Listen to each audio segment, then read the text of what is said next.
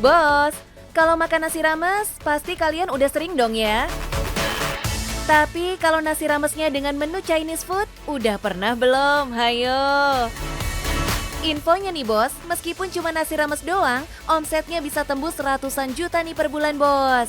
Biar nggak makin penasaran, kita samperin aja langsung ownernya bos. Hai bos, pengen tahu cuan dari bisnis F&B terutama 100 Panda? Ikutin saya. Cuan bos.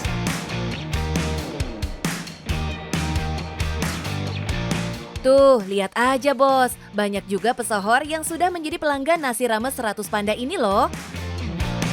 Ada Mbak Gigi, Mbak Astrid Tiar, sampai Mbak Kiki Saputri. Mereka semua sudah pada nyoba ini. Emang belum ada nih bos, nasi rames yang menunya dari Chinese food. Lengkap dengan nasi, sayuran, dan juga nggak ketinggalan lauknya bos. Sangat jarang masakan Chinese yang dikemas seperti ini. Di Indonesia ini kan kalau orang makan harus ada makan nasi lah ya. Dan pengennya lengkap sebenarnya. Mau ada nasi, karbonya, lalu ada proteinnya, dagingnya, terus ada sayurnya.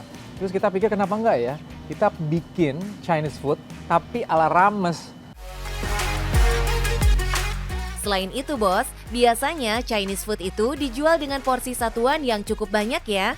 Sehingga ketika hanya dimakan sendirian, pastinya akan mubazir kalau tidak habis.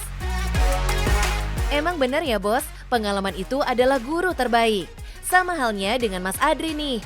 Doi terinspirasi dari pengalamannya bos saat membuat nasi rames Chinese ini. Karena sangat sulit mencari Chinese food yang praktis dengan porsi yang pas seperti nasi rames warteg. Harga nasi rames ini dibanderol mulai dari Rp35.000 ya bos. Gak cuma nasi rames, ada juga yang rice bowl tuh. Bedanya, yang rames lebih komplit ya isiannya. Sedangkan rice bowl hanya dengan ayam atau daging. Jadi penasaran nih dengan omsetnya bos. Mas, boleh di-spill nggak omsetnya ke tim cuan? Sekitar 300-400 lah sebulan. Wah, gokil juga nih omsetnya bos. Dalam sebulan bisa tembus di atas 300 juta. Jos banget ya bos. Wajar aja ya bos, bisa dapat omset sebanyak itu. Karena Mas Adri selalu menjaga kualitas makanannya. Nah kalau sekarang kita lagi prepare untuk masak vegetable atau sayurannya. Ini khas juga dari Chinese, yaitu Szechuan atau bumbu Szechuan untuk green bean. Dan tentunya kami juga selalu ngecek bagaimana kualitas sebelum dikirimkan ke konsumen. Doi, no play-play nih bos soal kualitas. Selalu menggunakan bahan baku terbaik dan diproses dengan teknik khusus. Makanya banyak pelanggan repeat order lagi. Jadi karena ini banyaknya lewat platform online, jadi ini sudah ada beberapa pesanan yang masuk ke sini. Rata-rata kurang lebih satu outlet itu sekitar 30 pesanan lah ya. Untuk memastikan agar kualitas makanannya terjaga, sesekali Mas Adri turun langsung tuh ke tempat produksi. Bos, saat ini Mas Adri sudah memiliki 6 cabang outlet di Jakarta. Untuk menentukan lokasi cabang, Doi nggak sembarangan bos. Mas Adri punya beberapa syarat ketat yang harus terpenuhi agar lokasi yang dipilihnya bisa menghasilkan pundi-pundi cuan yang diharapkan. Di antaranya dekat dengan hunian keluarga muda, seperti apartemen, kos-kosan, rumah-rumah di pinggiran kota, sekolah maupun perkantoran. Dengan mengusung konsep Cloud Kitchen, Mas Adri sangat mengandalkan media sosial untuk promosi usahanya nih bos, biar bisa menaikkan penjualannya. Melalui social media, itu udah paling pasti karena konsumen kita sangat dekat dengan penggunaan social media, jadi kami fokus ada di sana. Jatuh bangun Mas Adri dalam menjalankan usaha cukup berat nih bos. Doi harus beradaptasi dengan habit konsumen yang tadinya lebih banyak membeli online, kembali ke habit offline, di mana orang sudah mulai banyak yang suka makan di tempat alias dine-in. Kita kan berarti mulai setelah atau pasca COVID.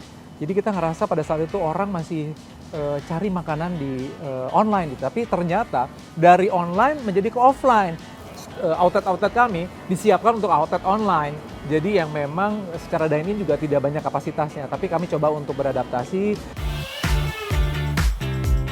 Jadi nih bos, kalau ketemu masalah atau kendala, kuncinya harus cepat beradaptasi ya, agar segera menemukan solusinya. Nah, Bos, buat kalian yang mau merintis usaha, ada tips nih dari Mas Adri. Semua orang sekarang bisa melakukan wirausaha, tapi yang paling penting menurut saya sih ada 3 hal. Yang pertama adalah kita harus secara SDM kuat ya, kualitas makanan juga yang output kualitas makanannya baik. Yang kedua adalah capital.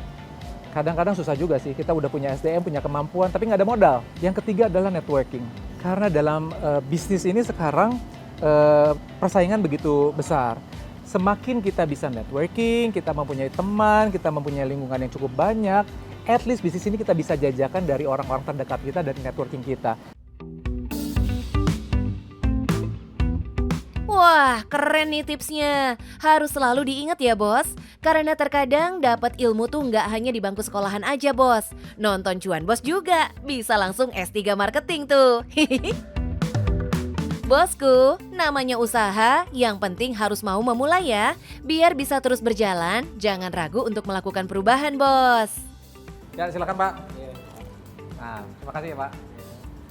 Nah, itu tadi gimana dapetin cuan dari bisnis F&B. Itu yang pertama, harus selalu inovatif dan adaptif terhadap perubahan dari konsumen. Oke, jadi kalau pengen dapetin inspirasi dari bisnis F&B terutama, ikuti terus tentunya Cuan Bos.